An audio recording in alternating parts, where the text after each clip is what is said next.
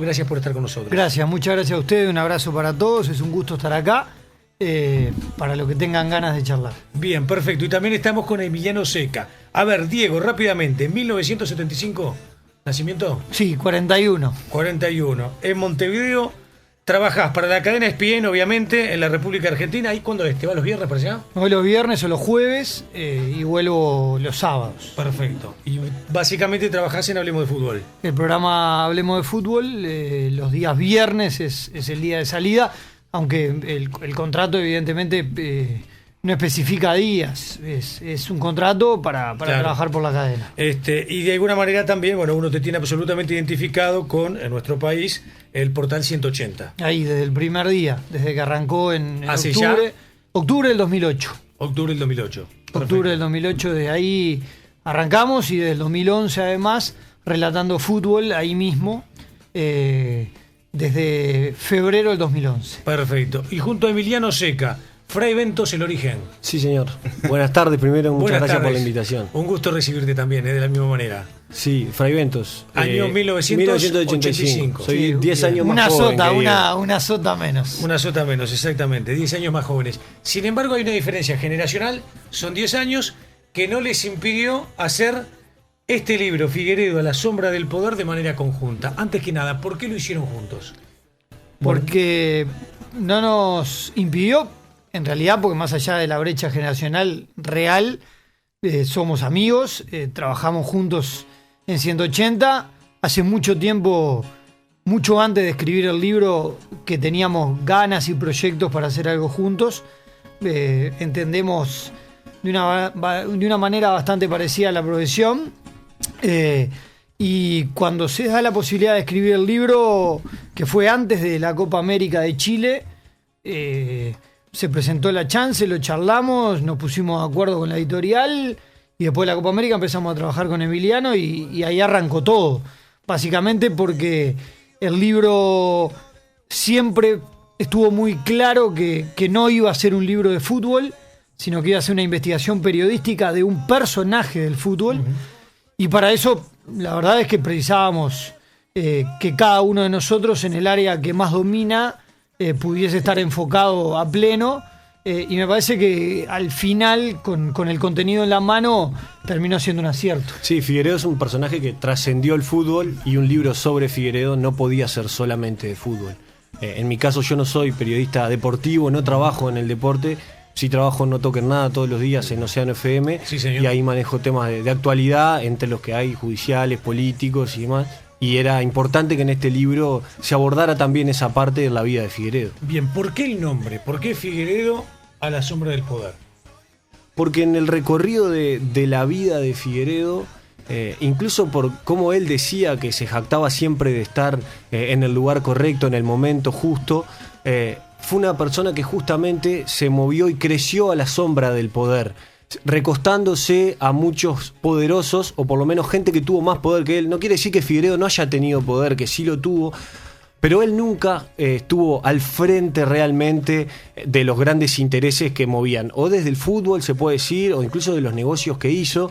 Pero él siempre se fue y se supo recostar a personas que le permitieron crecer hasta convertirse en lo que se convirtió. En la charla con Hugo Hinkis, él lo dice textual. Y lo pusimos textual porque además es uno de los tantos que nos dicen que Figueredo no era el tipo que Uruguay creía que era, que no tenía el peso y el manejo que creía que tenía. Cuando yo viajé a Bolivia y entrevisté al expresidente de la Federación Boliviana, él también me dice, en la cárcel lo entrevisté a Chávez, y él me dice que Figueredo era parte de la mesa chica y que perdía un montón de votaciones, y cuando hablamos con Olmos nos cuenta que cuando Figueredo llega a la Conmebol, a vicepresidente, está muchos años tratando de ganarse un lugar porque lo querían serruchar, querían sacarlo del medio. Exactamente, déjame decir esto, Fabián. A ver, los que estamos en el fútbol y tenemos algunos años, lo hemos conocido a Figueredo y lo hemos tratado a Figueredo. Yo me río porque con toda esta situación judicial que se planteó, y Figueredo es un tipo ya absolutamente grande y es responsable de sus actos y es responsable ante la justicia, se declaró justamente en el tema que se le imputa responsable de los ilícitos que cometió, obviamente se tiene que hacer cargo. Pero yo me río cuando hay muchos que trataron durante años a Figueredo y hoy parece que ni lo conocieran o que nunca cruzaron palabra con él. Peor. Cuando había, pero largas y largas charlas de boliche, de reuniones, en una oficina, en un apartamento, o porque te encontrabas de repente, no sé, en una cancha de fútbol y te ponías a hablar con Figueredo. Peor, Pillo, un detalle. Sí. No es solo eso. Hay más. Mucha gente que trató a Figueredo durante años con reverencia, que estuvo al lado de Figueredo en todo lo que hizo en la AUF, por ejemplo, y que hoy le pegan en el piso. De hecho, cuando empezamos a hablar del libro y cuando empezamos a trabajar en el libro, uno de los dilemas que tuvimos que resolver fue que el libro no cayera oportunista, que fuera un libro oportuno, porque hoy Figueredo es noticia, pero que no fuera de Figueredo pegarle en el piso. Y en ese sentido, el respaldo de haber dicho lo mismo de Figueredo desde el 2000 a la fecha, claro. Y los cruces que he tenido con Figueredo, que tuve y que durante todos estos años hasta en el aire ocurrieron, quedaba claro que mi postura hacia Figueredo era la que ahora se deja leer en el libro. Yo te quería decir esto, y ya estoy contigo, Emiliano, te quería decir esto, porque mi papá conoció mucho a Figueredo, como tu viejo. Mi viejo era presidente de Liverpool, Figueredo era presidente de una Capucheo. Y yo lo conocí a Figueredo también, como lo conocieron todos los actores que estamos en el fútbol. Jugadores, muchos, empresarios, muchos, una gran mayoría, dirigentes, yo te digo prácticamente todos. Cuando vos decís, Emiliano, y yo comparto, esa situación donde Figueredo en la mesa chica a nivel internacional muchas veces perdía, y en el proceso de él como dirigente trataba de buscar y generar determinados espacios porque lo querían cercenar. No era un tipo originariamente fuerte, se fue haciendo fuerte con el tiempo. Él un día me reconoce, en una charla informal como la que podemos tener hoy acá con ustedes, me dijo un día, yo voy a hacer mi libro, que capaz que ahora si tiene tiempo, capaz que se dedica a hacer el libro. Le digo, ¿cómo lo titularías? Me dijo, con los votos de menos. Y yo le pregunté por qué lo titularía con los votos de menos. Dice, fui presidente de Huracán, no tenía los votos. Fui presidente de la Asociación Uruguaya de Fútbol sin tener los votos de los clubes. De la mayoría. Él se jactaba de eso. Fue presidente del comité organizador de la Copa Mundial Brasil 2014 sin tener los votos. Y fue presidente de la Conmebol, ante lo que pasó justamente con Nicolás Leos, sin tener los votos. Entonces, ¿qué demuestra esto? Demuestra cómo un dirigente, como una entidad del fútbol, como un actor, mejor dicho, del fútbol, de alguna manera iba modificando y se iba reciclando para terminar bien posicionado donde no lo estaba. ¿Me explico? Sí. De alguna manera va de la mano lo que vos decías. Sí, además él tuvo muchos años, estuvo muchos años intentando entrar a la AUF y de hecho no lo consigue, más allá de los puestos que tuvo como relaciones públicas y demás, pero para tener un cargo de peso, él entra a la Conmebol. Después de muchos años, tiene la presidencia esa de Huracán, después intenta de nuevo y fracasa, y es un tipo que le buscó mucho la vuelta para poder entrar a realmente vincularse con gente en el fútbol. Hay una cosa de lo que decía Diego que me gustaría dejar claro, que es que más allá de la opinión que Diego tuvo durante muchos años sobre Figueredo y demás, también fue otro tema del libro, tratar de que la historia de Figueredo la cuente la gente que lo conoció, los protagonistas vinculados a su actualidad y a su historia ahora, pero también quienes lo conocieron en otros años, y que no sea un libro de opinión de Diego o mía sobre Figueredo, que sea un libro, un relato donde haya hechos y donde haya tipos que cuentan y describen un personaje que era de esta manera. Y eso fue un poco lo que intentamos. De hecho, creo que la única, capaz que se escapa alguna opinión, la única seguro es a modo de conclusión al final del libro. El resto es un libro donde los actores van contando la historia de Figueredo, claro. y de hecho no hay preconceptos respecto de él, más que lo que los propios actores van construyendo. A mí me interesa algo, antes de seguir con el desarrollo del libro, del por qué y como de la manera que lo hicieron, y que buscaron también. Cuando dijeron, vamos a hacer un libro de Figueredo, en algún momento vino alguien y le dijo, Diego, Emiliano, no se compliquen la vida. Eso A mí me pasó como 15 años cada vez que hablaba de Figueiredo. No te metas con ¿Cuántas veces te Figueiredo. dijeron, dejate de joder, Diego? Claro, ¿para qué carajo te vas a meter con Figueiredo? ¿Para qué carajo vas a hablar de Tenfield? Dejá todo tranquilo. Hacé tu vida por otro lado. Y en realidad es una manera de concebir el periodismo que es básica, si no, no lo haría. Y en este caso, la verdad es que tuvimos el apoyo de la editorial de Penguin desde el principio. Una correctora que es una crack como Mariana Zavala, el respaldo de la editorial entera para que nosotros pudiésemos desarrollar la tarea que nos habíamos propuesto hacer. Y no, más allá de que en alguna entrevista algún entrevistado dijo, ¿y no te dará algún problema? No tuvimos nada. Alguno que nos dijo que nos iba a ayudar, que nos iban a dar material y que después se borraron, que de hecho en los agradecimientos hasta lo incluimos porque hicieron redoblar el laburo para conseguir la información y conseguirla de fuentes tal vez más firmes, pero no nos pasó que nos dijeran, vos, ojo porque se quema todo, por el contrario. Sí, no, y además al temas vinculados a Figueiredo, desde la parte deportiva quizás, y su trabajo como dirigente en 180, Diego lo ha seguido siempre, y el tema judicial también, o otras coberturas que hemos hecho en No Toquen Nada, siempre lo hemos podido seguir al tema, no hemos tenido problemas en ese momento. O sea que nunca tuvimos esa dificultad, por lo menos para poder presentar un tema sobre él. Claro. En este caso era simplemente hacer un trabajo de mayor profundidad y de tratar de contar toda la película de Figueiredo. Eso es verdad. Laburar en medios donde tenemos la posibilidad y la libertad de decir lo que queramos es una tranquilidad. No es nada menor a la hora de encarar un laburo de esto. Total. No tuvimos que pedir permiso para escribir de Figueiredo. No es fácil que en Uruguay uno encare la tarea, por más que no tenga que ver ni con 180, ni con Océano, ni con ESPN.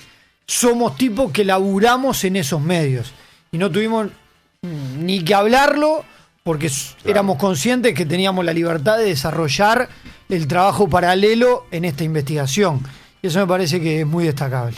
Bien, a ver, hay una situación, me parece que para profundizar directamente en lo que es el libro en sí, ustedes han dicho algo por lo que yo pude más o menos estar observando. Es una investigación periodística desde todo punto de vista, donde hay una serie de consultas a distintos actores que de una u otra manera en distintos ámbitos conocían realmente a Figueiredo, y de alguna manera hay documentos que ustedes aportan también para tener una idea clara, concreta, contundente, no solo del que está en el microclima del fútbol, sino fundamentalmente, porque yo comparto con ustedes, esto no es un libro de fútbol, se habla sobre un personaje del fútbol, de la gente que está fuera del fútbol, y que perfectamente lo puede ver en una librería y le genera la posibilidad de decir, mira, lo quiero leer. Pero digamos que en la trama de Figueiredo hay una relación de amor y odio con Casal. Una situación que los unió en una situación, si siquiera hasta de amistad, por temas comerciales, después los termina separando, hoy los termina unir de vuelta, y esto es una pregunta, no es una afirmación. Es un círculo perfecto el de Casal y Figueiredo. Casal y Figueiredo son socios en la AUF.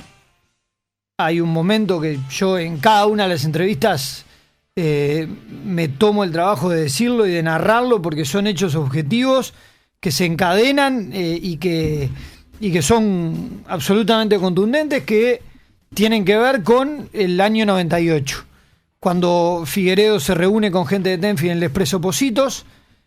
Días después se da la asamblea extraordinaria en la AUF para definir qué oferta de televisión quieren los clubes. Esa fue la noche. A ver, te pregunto esto, digo, ¿por qué? Yo estoy en el periodismo deportivo hasta el año 96 y un día dije, necesito cambiar. Cambié durante 15 años y estuve fuera del fútbol. Cuando vuelvo muchos años después, con toda una estructura comercial y periodística ya montada y ya armada. Ese fue el día, por eso consulto, donde 50 y pico de millones fueron mucho más que 80 y pico. Claro, 50 fueron más que 82. Y eso pasa 10 días después de que Figueiredo se reúne en el Expreso Positos con gente de Tenfield. 10 días más tarde se da esa asamblea, una asamblea cerrada en la que está Figueredo presidiendo y los clubes participando, y de repente entra Casal, Gutiérrez y Francescoli y le recuerdan los favores a cada uno de los dirigentes y se tuerce esa votación y 50, que era lo que ofertaba Tenfield, termina siendo más que 82, que era lo que ofertaba Bersabel. Un par de meses después Figueredo llega a las oficinas de Pintos Rizzo y quiere comprar un apartamento con $375.000. Hacía 5 años que Figueredo no tenía trabajo y que no se le conocía remuneración alguna. Algunos meses más tarde se firma el contrato con Tenfield y 10 días después de que se firma el contrato con Tenfield, Figueredo se jubila cobrando 2.000 y algo de pesos por mes. Ese es un hecho. ¿Cuánto? 2.000 y algo de pesos por mes. Y lo compra, el apartamento lo compra. Lo quiere comprar, lo termina comprando y hace esa compra cuando no tenía eso, venía de 5 años de que no tenía actividad laboral. Y lo Además, compra con una sociedad offshore. Sí, él lo compra con una empresa panameña, pero en este caso, por ese mismo tipo de maniobras es que hoy lo están investigando, que hoy están viendo cuáles eran esas empresas, cuál es el patrimonio real de Figueredo. Emiliano, Diego. En el año 1998, cuando se firma el contrato con Tenfield. Bien. El primero. El primero. De todas maneras, a ver, uno se pone también un poquito en abogado del diablo. Sí. Hoy Figueredo no está ante la justicia en la situación que está por una eventual ilicitud del año 98.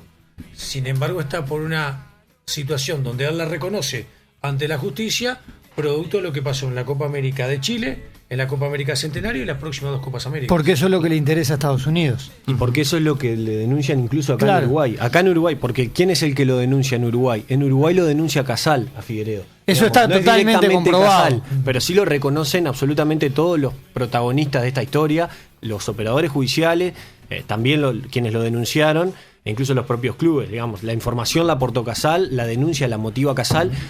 ¿Por qué? Porque Casal venía insistiéndole a Figueredo que quería entrar en la Conmebol. Quería que Figueredo vinculado como presidente, obviamente, del órgano rector del fútbol continental. Por eso yo decía hace un ratito, en esta trama hay toda una historia de 2 amigos por que eso, después perdieron la amistad, que la volvieron a encontrar, que la perdieron y que por ahí hoy de vuelta están en un punto en común. porque los mismos negocios que lo unieron a Figueredo con Casal en el 98 son los negocios que lo separan cuando Casal quiere entrar a la Conmebol y Figueredo no puede lograr que Casal se meta. Y no es casualidad que lo denuncie en 2013, cuando Figueredo llega a la presidencia de la Conmebol.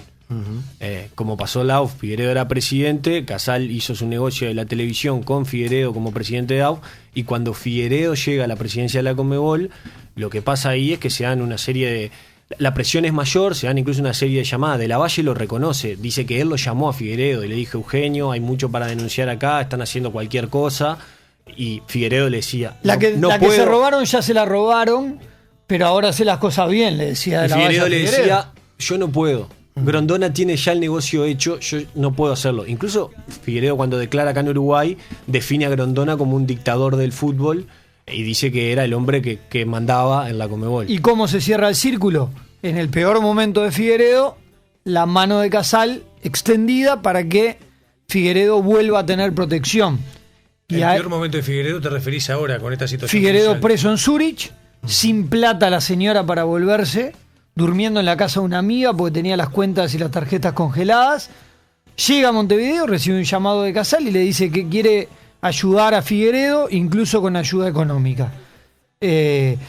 Parte de esa ayuda es facilitarle una abogada que tiene vínculos directos con el abogado denunciante. ¿Vos te referís a? Karen Pintos es abogada. Cuando surgió el tema, Karen Pintos públicamente negó que tuviera vinculaciones con Bueno, la Valle. el libro muestra de manera contundente en una sentencia firmada por un juez de Atlántida 20 días antes de que Figueredo fuese detenido en Zurich, que Karen Pintos y Víctor de la Valle trabajan juntos y que defendieron juntos a un ciudadano que tenía un pedido de extradición. Déjame leer una parte del libro. Dice: Karen Pintos, la actual abogada de Figueredo, es una de las abogadas que trabaja con de la Valle. Ambos lo desmintieron ante los medios cuando el portal 180 publicó la noticia. Pero la realidad es que 20 días antes de que Figueredo fuera detenido, de la Valle y Pintos defendieron en conjunto a un ciudadano húngaro que enfrentó un pedido de extradición.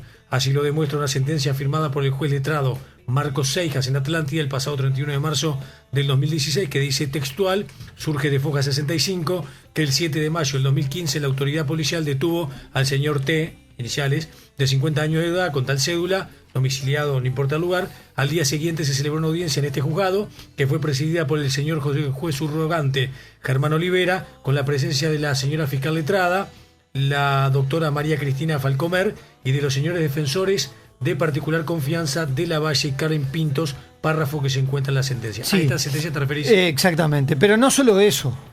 Hay 8 fuentes, y no exagero, que nos confirman la relación. El libro cuenta que Karen Pintos entra a la AUF por pedido del tanque Sisley a una comisión, integrada a una comisión. Los directivos, varios directivos de la AUF nos confirman que este vínculo es así. Cuando llamamos al estudio de Lavalle preguntando por Karen Pintos, nos dicen, no está en Zurich defendiendo a Figueredo, acá tenés el teléfono. Y por otro lado, nos cuentan un montón de abogados que a nosotros nos dieron información, que es un hecho absolutamente demostrable que esto pasaba a menudo. O sea, esto es una realidad. Y hay una declaración además de Karen Pintos que tiene relevancia dentro de este contexto, que es que cuando a ella le preguntan cómo llega a asumir la defensa de Figueredo, ella dice que porque conocía a la esposa de Figueredo y porque era abogada de Círculo Láser y de ahí lo conocía Figueredo. Este es uno de los casos penales más importantes en la historia del Uruguay, en la historia, digamos, a nivel mundial tiene relevancia el caso, y es curioso al menos que con las credenciales de ser abogado de una empresa que ni siquiera está en el rubro penal y trabajar en casos penales, seas convocada para defender a un tipo en un caso como esto. Y si tenemos en cuenta además los 2 abogados que precedieron a Karen Pintos, los pergaminos de ambos, de Bordes y de Garderes, queda más claro todavía eso. Deducen que hay gente atrás, o que tiene un respaldo atrás, dentro de la defensa. Que la estrategia es que No se los pareja. 2 quieran lo mismo. Que Casal y que Figueredo quieren lo mismo. Que es protección para los caídos, impunidad para los poderosos. Está claro que Figueredo no quiere hablar de Casal. Cuando en el interrogatorio, el primer interrogatorio que tiene Figueredo, cuando llega al país el 24 de diciembre, el fiscal le pregunta si alguna vez recibió dinero por algún tipo de negocio durante su presidencia en la AUF. Ni siquiera tuvieron que decirle Casal. Figueredo dice, yo sé de qué me está hablando usted me está hablando de Casal, vaya a preguntarle a Casal si alguna vez yo recibí algún dinero estando en la AUF. Y se termina. No hay una repregunta, hay una especie de explicación de Figueredo de cuando se firma el contrato en el 98, nada más, y ahí queda el tema. Está claro que Figueredo ahí lo saca del medio a Casal y a su gestión en la AUF, por supuesto. Yo tengo el dato, previo a que surgiera todo esto y el tema de la denuncia y la situación, bueno, que se vive hoy actualmente, que en algún círculo íntimo Figueredo había confiado, lo digo en condicional, porque no lo puedo asegurar, no estaba ahí, que él tenía temor de terminar en la cárcel y de terminar detenido. Cuando se dejaba traslucir en el ambiente, mira que va a haber una denuncia, Eugenio Correte, mira que no es contigo, el tema es con Grondona, vos no tenés, en realidad el objetivo, queda tranquilo que no sos vos. ¿Cuál es el objetivo de la denuncia a Figueredo? Que Figueredo le haga... Le permite acceder a Global Sport, a la empresa televisiva de Casal, a la Conmebol. Y de hecho hay un momento en el que Global Sport maneja la estática de la Sudamericana. Sí, señora. Que la Conmebol termina rescindiendo el vínculo por un impago de Casal. Bien, y que genera una situación jurídica en Paraguay. Exactamente. En un juzgado de Paraguay. Y en esa situación, la posibilidad cierta de... a nosotros nos dicen que ya con Figueredo en FIFA, fuera de Conmebol, las reuniones entre Figueredo, Casal, Jiménez, son periódicas. Busca Figueredo todo el tiempo encontrar una salida a la denuncia que tenían. Y de hecho, lo que termina generando que hoy Figueredo esté en este momento es lo que hace Estados Unidos.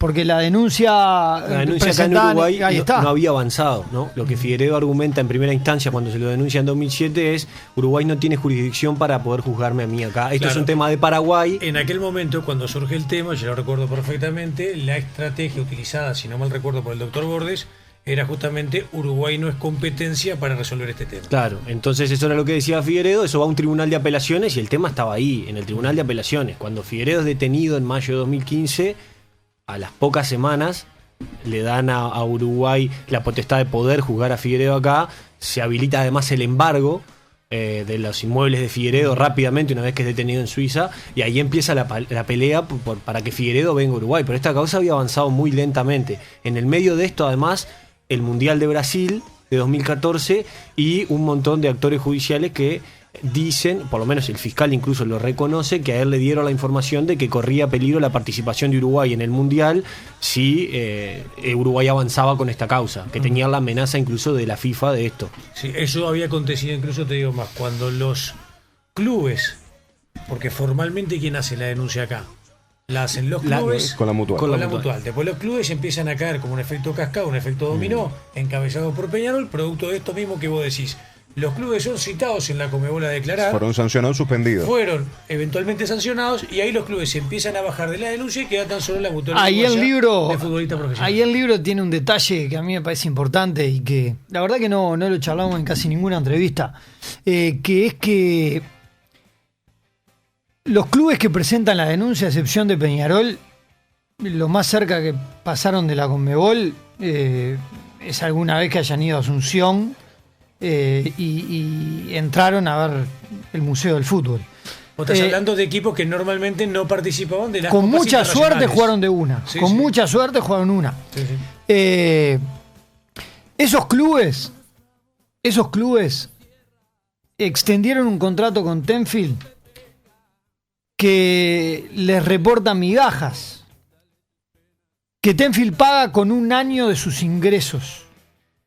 La extensión de 5 años del vínculo entre Tenfield y la AUF, Tenfield la paga con un año Vos de la sus extensión que decís ingresos. es hasta el 2025. Exactamente, la O sea, vos extensión. lo que decís es, en esta extensión hay un año que se paga lo que se da. Tenfield paga 40 y pico de millones de dólares por la extensión global. 4 años de ganancia. Esos 40 y pico de millones de dólares los paga con un año de sus ingresos por televisación. Los clubes no se preocupan de eso, que es donde verdaderamente les molesta, es donde verdaderamente lo padecen, lo sufren, porque es a fin de mes donde no llegan a pagar. Esos son los clubes que verdaderamente deberían estar interesados en esas cuestiones y no en las cuestiones vinculadas a una organización que, por más corrupta que pueda llegar a ser, no les incumbe a ellos en lo más mínimo.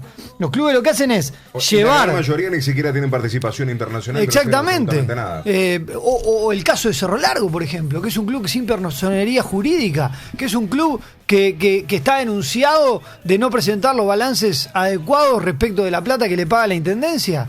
Y de él se preocupa, de la plata que no se recibe en Conmebol. Es una cosa extrañísima. Que cuando uno empieza a investigar, se da cuenta cuál es el fondo. El fondo es que Casal pide que le hagan el favor de presentarlo en la justicia. Y el presidente de Liverpool, Palma, lo dice explícito en la justicia. Hay en el libro la cita de Palma que dice, cuando a mí me vinieron a decir, yo dije, este es un asunto de intereses económicos, empresariales, comerciales. Lo más lógico es que quien se sienta dañado comercialmente vaya y presente una denuncia. Que no me metan a mí en el medio por algo que no tengo ni idea de lo que es. De hecho, las preguntas en la justicia a los presidentes de los clubes es como hablar con Cantinflas, no saben qué decir. Bueno, pasó lo mismo en la Conmebol. Hay gente que terminó llorando. Exactamente. Tenemos que hacer la pausa en Tirando Paredes en la tarde de la 10:10. Déjame decirte algunas consideraciones de colegas a nivel internacional, por ejemplo la que dice Fernando Pacini, periodista y comentarista en Radio Mitre de Argentina, haciendo referencia al libro. Este no es un libro sobre Figueiredo, es un libro sobre un sistema pérfido y vicioso en el que se ha sentado el fútbol de Sudamérica desde hace más de medio siglo.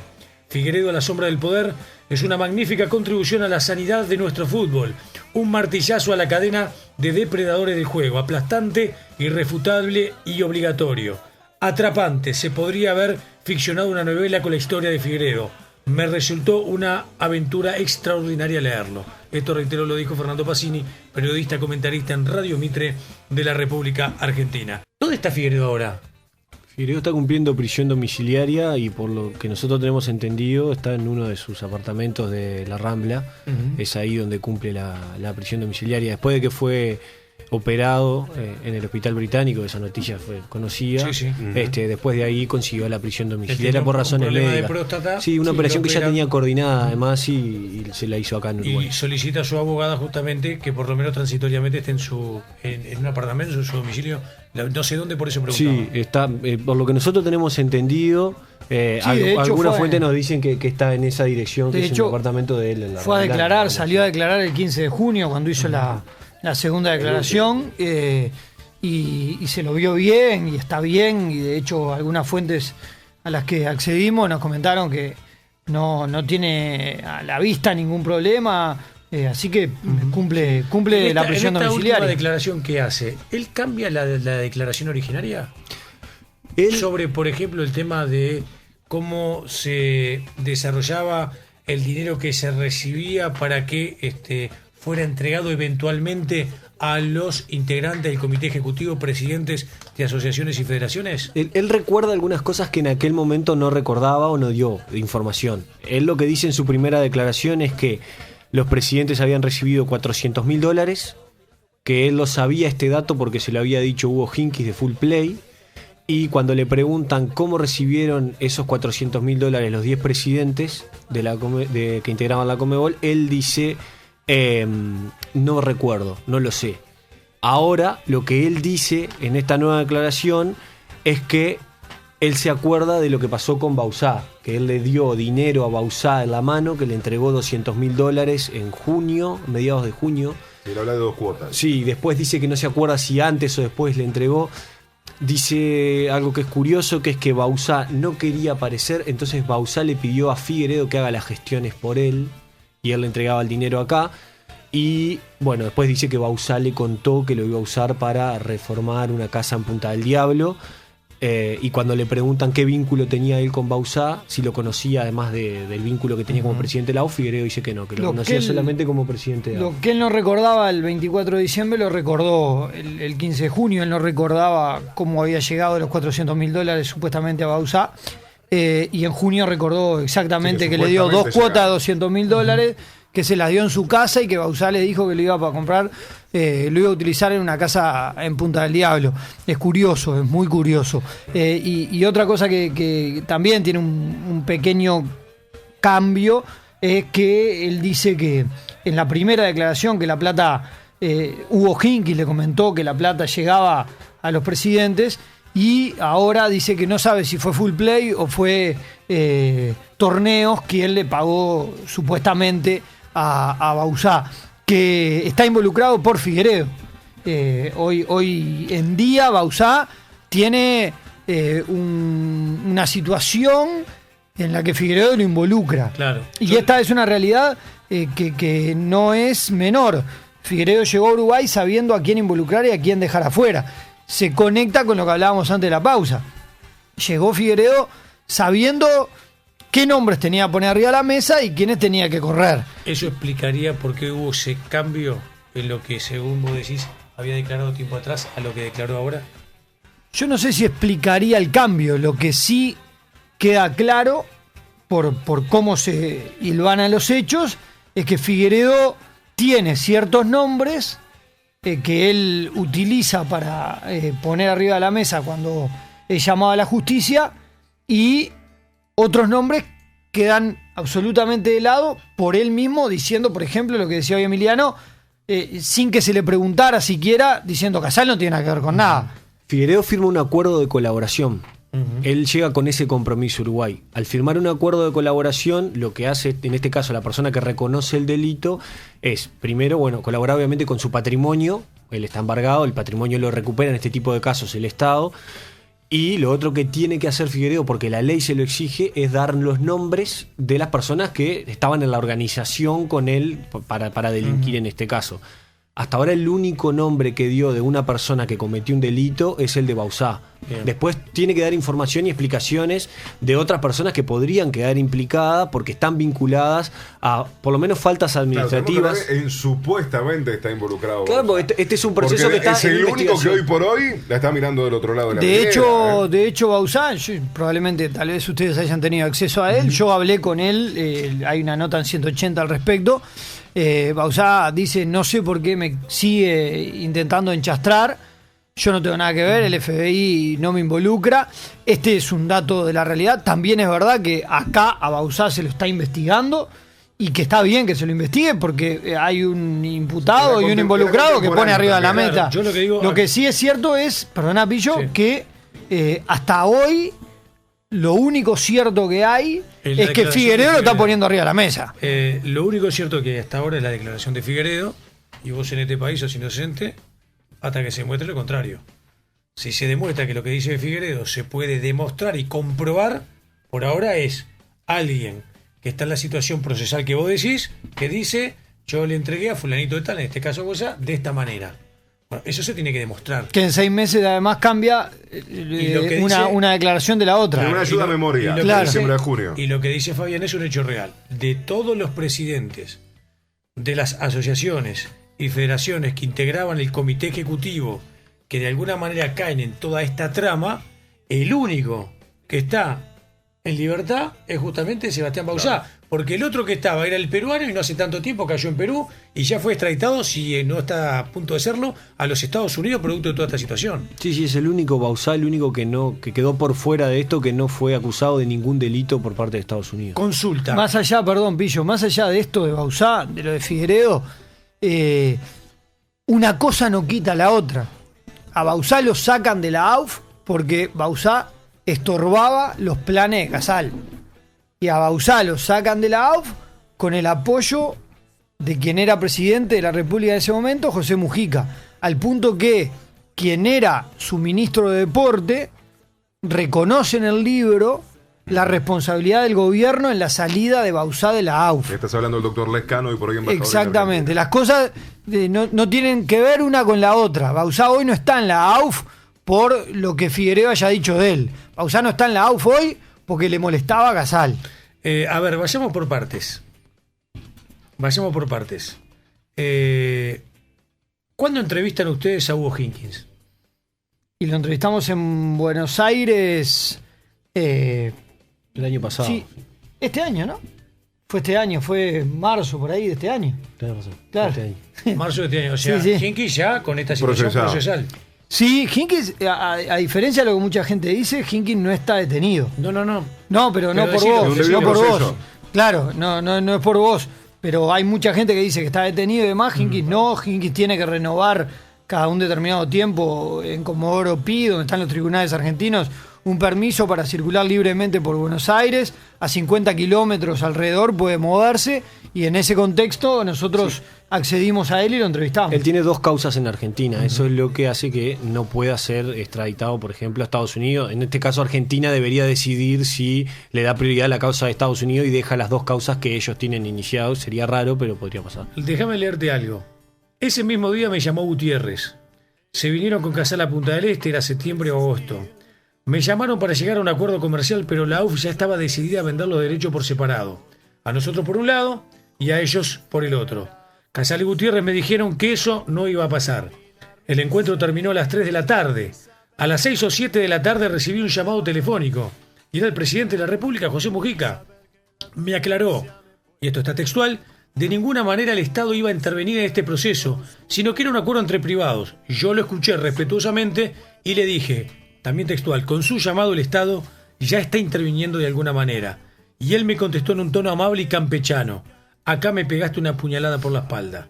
Hugo Hinkins, dueño de la empresa Full Play, en entrevista para este libro. ¿Fue así? Sí, lo contó y ahí la anécdota lo que demuestra es lo que también queda claro a lo largo de la investigación, que los vínculos entre Mujica y Casal fueron muy estrechos durante todo el periodo anterior y que... Por gente en común. Claro, como por ejemplo Torena, y que en ese momento Mujica jugaba su papel para que Casal tuviese los derechos, como lo hizo antes en un almuerzo en el que estuvieron Juan Pedro Damián y Ricardo Alarcón, ¿no? Eso es una demostración de poder que hizo en un momento en el que en la AUF había una pelea por los derechos comerciales. Esto que se denuncia en la Conmebol, o que a Casal le molestaba, que era no poder entrar a pujar por los derechos de la Confederación Sudamericana de Fútbol, eso mismo estaba viviendo la AUF en ese momento. Era una pelea por los derechos, está en eso hoy, y lo que estaba haciendo en ese momento Casal era mostrarle a Hinkis, en este caso, quién es Casal en Uruguay y cuáles son los contactos que tiene. Bien, a ver, otra de las cosas. ¿Entrevistan a José Luis da Rosa? Sí.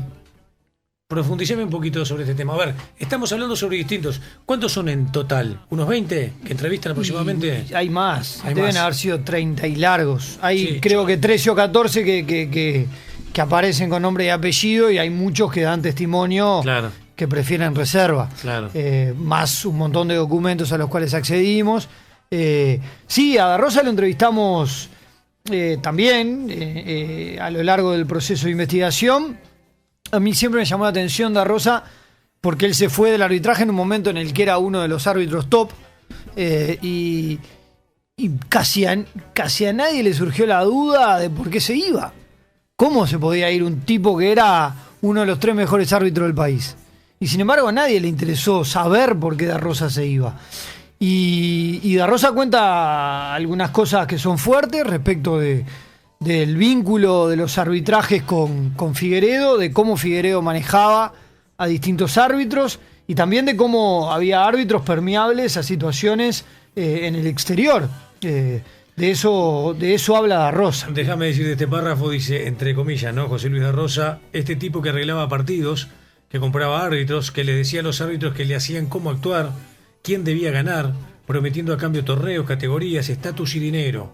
Habló con propiedad porque viví esos momentos y sabía que estaba convencido que algún día este tipo iba a caer. Figueiredo siempre me decía que si yo lo hacía caso, sería el mejor de América y del mundo. Menos mal que nunca lo hice. José Luis da Rosa haciendo referencia a exárbitro internacional en la entrevista justamente para lo que es el libro. Sí, Figueiredo a la sombra del poder. eso lo puso en su perfil de Facebook cuando cayó Figueredo. Después hablamos con él y ratifica todo, y da más detalles inclusive de cómo Figueredo un par de veces lo llamó tratando de decirle que, por ejemplo, no le cobrara algún penal a alguna selección que organizaba algún torneo que Da Rosa estaba dirigiendo. Sí, es uno de los tipos además que se fue de la AUF y que en su momento denunció a Figueredo y quedó solo denunciándolo desde otro lugar, desde el ámbito de los jueces, pero que lo denunció y que se quedó solo, como le pasó a otras personas que también denunciaban lo que pasaba con Figueredo desde otro lugar y tampoco nadie los escuchaba, y que después de que Figueredo fue preso, dijo que él estaba convencido de esto y recordaba eso también, ¿no? De cuánto lo había denunciado en su momento y que nadie le había prestado atención. ¿Ustedes lanzaron el libro qué día? El 13 13 de junio. 13 de junio. 13 de junio. Del 13 de junio al día de hoy, de la expectativa que tenían a la realidad que está pasando con el libro, ¿qué conclusión sacan? Por más que hace prácticamente muy poquitos días.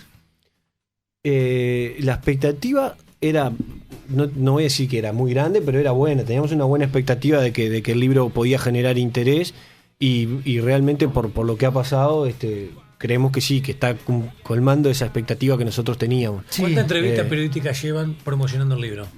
Y hoy yo repasaba mentalmente y son más de 20, creo que son 23 o 24. ¿Y te llama la atención que esta sea la tercera de programas deportivos concretamente? Sí, de hecho yo lo puse en Twitter hoy, es Por eso te lo preguntaba. una cosa llamativa. No es llamativa, era esperable. De hecho, cuando nosotros armamos la lista de posibles entrevistas que podíamos llegar a recibir, fuimos muy escépticos respecto de los programas deportivos. También tiene que quedar claro, capaz que hay gente que recibió el material o que lo leyó y que no le interesó y que dice, ¿por qué vamos a entrevistar a esto si no me interesa?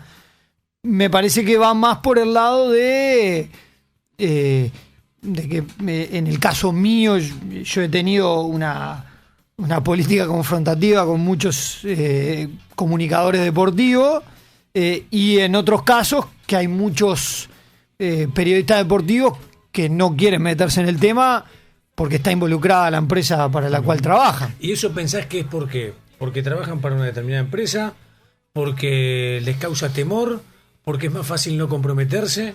Yo creo que esto último, ¿Por me qué parece que en este medio, y ustedes lo saben tal vez, hay más autocensura que censura, que la censura puede venir después, pero que primero hay un montón de comunicadores que la Yo aplican. no sé, El por las dudas no lo diga. Claro. Yo sé lo que creo, Diego. Creo, y esto dicho con mucho respeto, ¿no? Uno con los años también va cambiando, va tratando de elaborar desde el raciocinio y desde argumentos válidos más allá que el tema de por ahí, más que el raciocinio, el hecho de sostener algo a rajatabla, no. Buscarle un argumento válido. Yo comparto lo que vos decís. Creo que igual somos más realistas que el rey, muchas veces.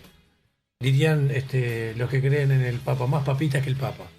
Que muchas veces por ahí vos tenés determinada característica, hablemos de cualquier empresa en general, y por ahí los interlocutores que tenés en el medio terminan siendo más golpearse el pecho y en defensa de una empresa que de repente por ahí defiende determinadas cosas, pero que la ve, la pilotea, que en el momento que tiene que actuar va y actúa.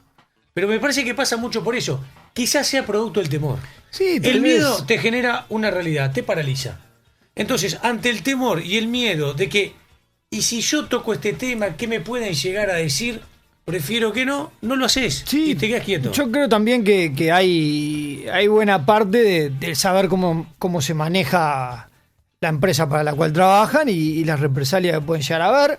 Pero en cualquier caso, el tweet iba dirigido a una realidad que me parece que es obvia, que hay periodistas que no pueden tampoco sostener una charla en cuanto a intercambiar opiniones, ¿no? Digamos, que pasan a la agresión o a dejar entrever determinados temas, circunstancias, no tienen nada que ver con nada. ¿Sabes lo que llama la atención? Que el que está del otro lado, por ejemplo, escuchándonos, entre periodistas deportivos, y acá Emiliano lo dejo un poquito, porque él mismo dijo, no soy del palo de ustedes, pero que desde nuestro mismo palo, Diego, seamos escépticos entre nosotros.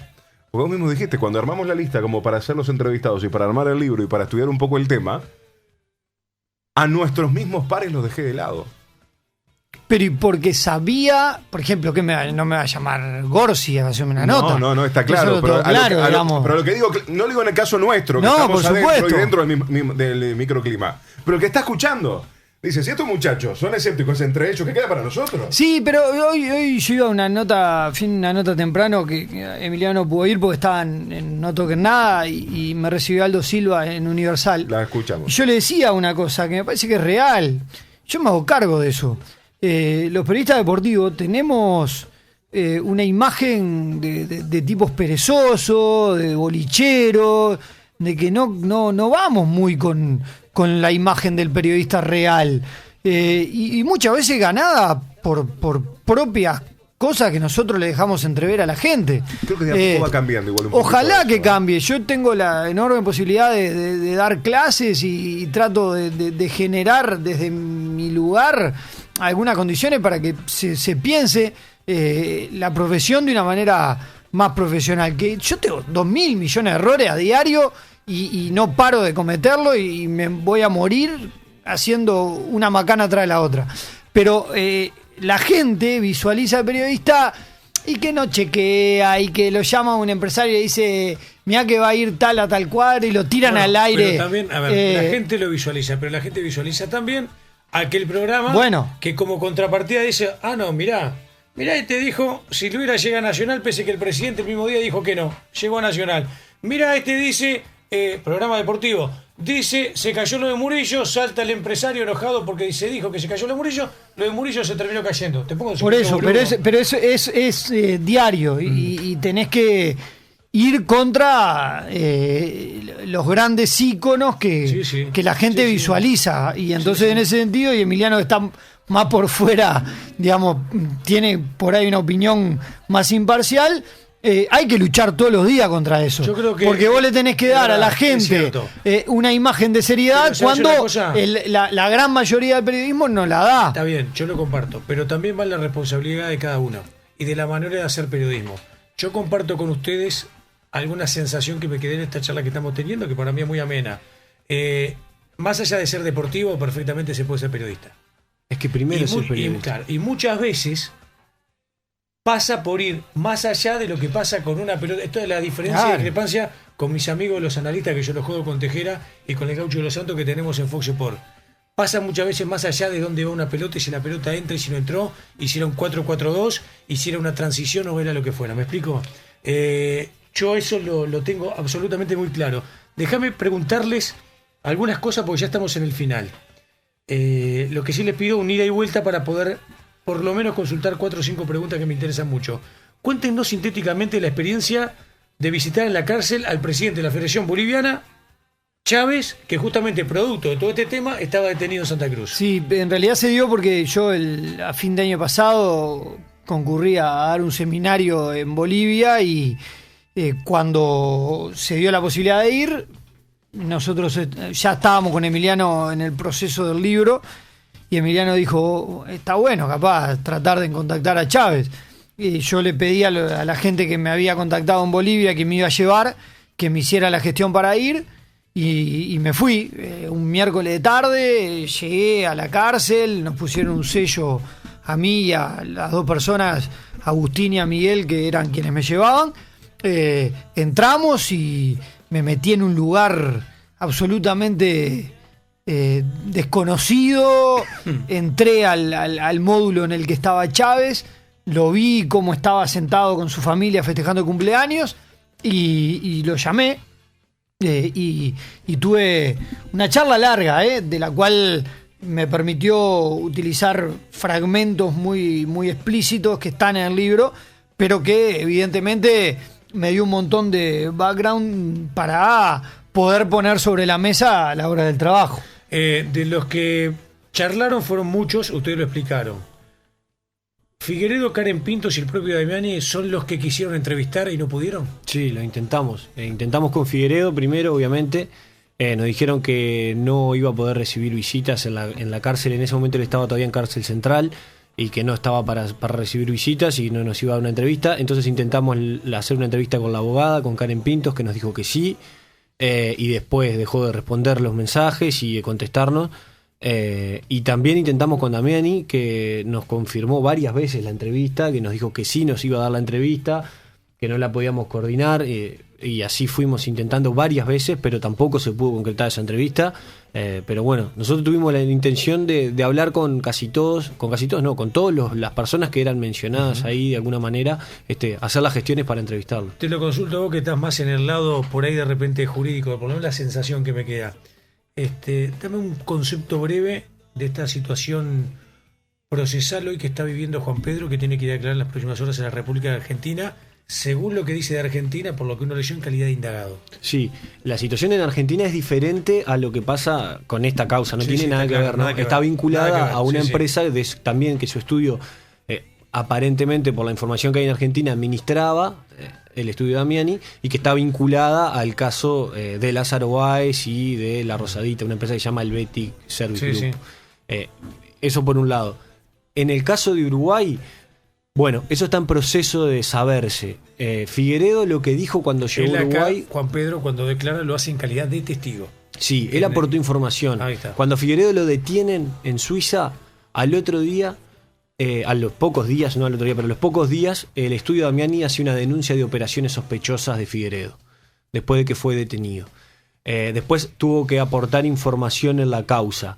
¿Qué es lo que dice Figueredo de Damiani? Figueredo lo que dice es: yo tenía un montón de empresas, que era con la que hacía sus negocios, y esas empresas se las había vendido el estudio Damiani. ¿Quién las administraba? Bueno, lo que dice Figueredo es que él le daba plata y la empresa le hacía la liquidación de impuestos y demás. Eso fue en el primer interrogatorio. En el segundo interrogatorio, que ya tiene la colaboración de por medio, donde Figueredo se compromete a dar información sobre las empresas, sobre el funcionamiento, sobre los directores, sobre los tipos de negocio que se hicieron. Bueno, Figueredo no dio mucha información de eso. Incluso en el último interrogatorio la fiscal le dijo: acuérdese que en el acuerdo que firmamos de colaboración usted dijo que iba a dar información de esto y no está dando mucho. Sin embargo, por lo que tiene la justicia y lo que le preguntan, los directores de las empresas de Figueredo eran gente que trabajaba en el estudio Damiani. Está claro que hay una vinculación entre ellos, al menos del servicio que se brindaba, y cuál fue el rol de Damiani en el entramado de empresas que tuvo Figueiredo y en el manejo que hubo, y si conocía o no el origen del dinero que Figueiredo inyectaba en sus empresas para los negocios que hacía. Bueno, eso es algo que se está investigando. Es diferente de la causa en Argentina, que Claro. quede clara como Hay un Bien. detalle, es mínimo, pero me parece que es importante, que el apartamento que Figueiredo compra en el 98, cuando hoy hablábamos de la secuencia de situaciones, él llega con $375.000 a comprar un apartamento, lo compra con una sociedad panameña que la crea Mossack Fonseca y que se la vende Damiani a Figueiredo. Damiani, vicepresidente de la AUF, Figueiredo, presidente de la AUF. Bien. Leonardo Abercor, periodista corresponsal de la agencia PEN Uruguay. El periodismo deportivo tiene una sobreabundancia de opinión y este libro tiene el gran mérito de buscar, aportar y poner información en contexto. Recopilar cosas que han salido sueltas, pero volverlas a traer todas juntas y darle un sentido. Y otro gran mérito, dice entre signos, muchas veces el periodismo deportivo es como que tuviera anteojeras y no logra ver alrededor de la pelota y el campo de juego. Termina diciendo, es que acá hay una visión que va a la política, que va a la justicia, que va a la economía, al movimiento de dinero. Esto que dice Leonardo, de alguna manera, explica lo que decíamos al comienzo. Esto es más allá de un libro vinculado al deporte y en esencia al fútbol. Estamos hablando de un personaje del fútbol, pero es un libro que va mucho más allá de lo que es simplemente esta actividad que de alguna manera nos abarca y nos rodea a todos. A ver, ¿y ahora cómo seguimos con el tema de Figueiredo? Porque aparte, más allá del libro, va a haber una difusión que la están haciendo y hay un post y seguimiento a la situación de Figueiredo. Bueno, lo que pasó ahora en estos días es que mucha gente nos ha llamado, gente de lo más inverosímil que uno pueda llegar a creer, Ujú. para aportar datos. Claro, yo me refería un poquito también a eso. Mucha gente que incluso cuando en el celular veo la llamada, digo, ¿y quién es esto? Y cuando escucho, hola, te habla, digo, este llama para decir que, ¿por qué hicieron esto? Y en realidad es, qué bien que estuvo, y tengo más. Y estamos en ese proceso. Igual, Mucha gente tuvo temor. igual ¿No al- digo ustedes de ser involucrada? bueno, en realidad hay un montón de gente que nos dice, no me nombren, y hay mucha otra gente que te dice, sí te voy a dar, y que hasta el último día estuvimos tratando de conseguir cosas que nos parecían importantes y que no las pudimos acceder por medio de ellos. Lo que decíamos hoy nos generó que laburáramos por otro lado, pero nos hizo también perder tiempo, porque estuvimos mucho tiempo destinados a esa persona y de repente desapareció en el medio. Pero el libro tiene un final y no sé cómo continuará la cuestión. Lo que sí que el final es el que nosotros creíamos que merecía ser, y está ahí plasmado todo el laburo de un año de investigación. Sí, el final de esto que está la justicia obviamente no está escrito, está en proceso, pero lo que sí el libro permite al que lo tenga y lo lea es entender cómo creció el personaje de Figueiredo y cómo un tipo que era un modesto vendedor de autos a principios de los 90 y que se metió en el fútbol se convirtió en una persona millonaria y participó de proyectos millonarios en el país en los últimos años. Exactamente. Bueno, Diego, Emiliano, gracias por estar. Un gusto enorme poder charlar con ustedes, hacer la difusión correspondiente de este libro. Era una cosa que nos debíamos con Fabián, ya lo habíamos charlado hace unos cuantos días. Así que gracias por estar acá en Tirando Paredes Muchas en gracias. la tarde de la 10:10. Muchas gracias a ustedes, un gran abrazo.